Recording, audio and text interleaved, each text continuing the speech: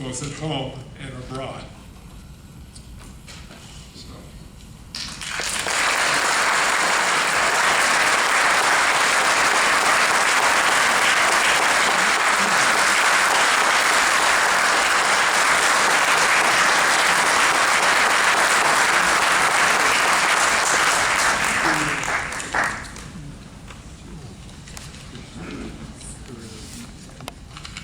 Thank you, Ray Ambassador Ewing.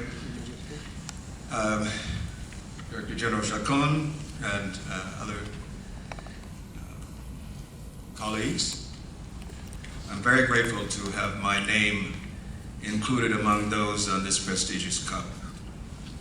I would like to accept on behalf of the many who toiled in the vineyards of public diplomacy as members of the U.S. Information Agency,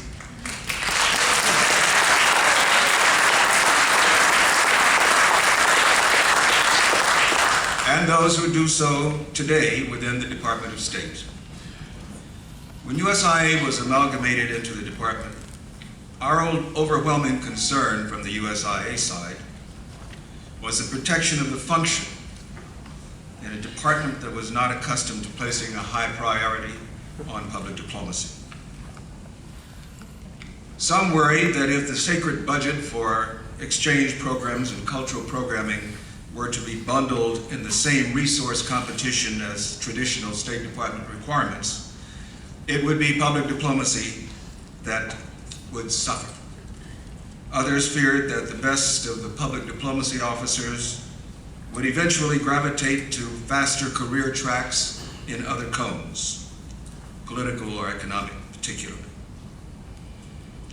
Many foresaw that the public diplomacy function would diminish in effectiveness with the blending of one agency, which emphasized engagement with publics, with another agency which emphasized private engagement with governments.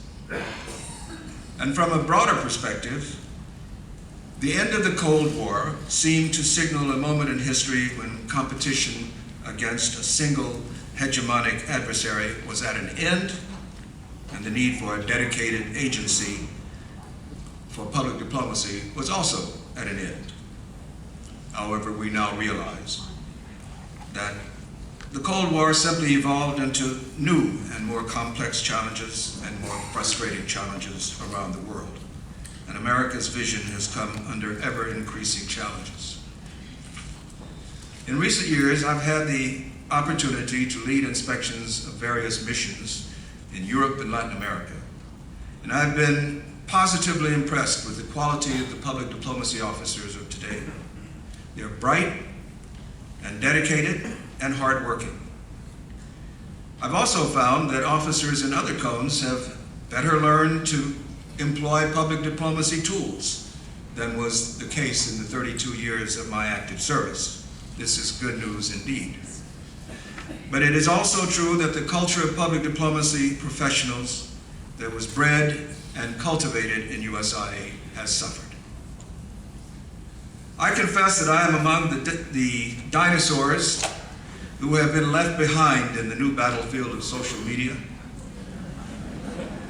Yet I recognize its importance, and in the impressive new colleagues in public diplomacy, we find those who will have to take up that challenge. Still, I sincerely hope that we will never lose sight of the vital importance of person-to-person engagement, or as Edward R. Murrow put it, the last 3 feet. Again, I am truly honored to be awarded the Foreign Service Cup. I thank my friend and colleague, Tom Homan, for nominating me and the Decor Committee that selected me for the award. Thank you very much.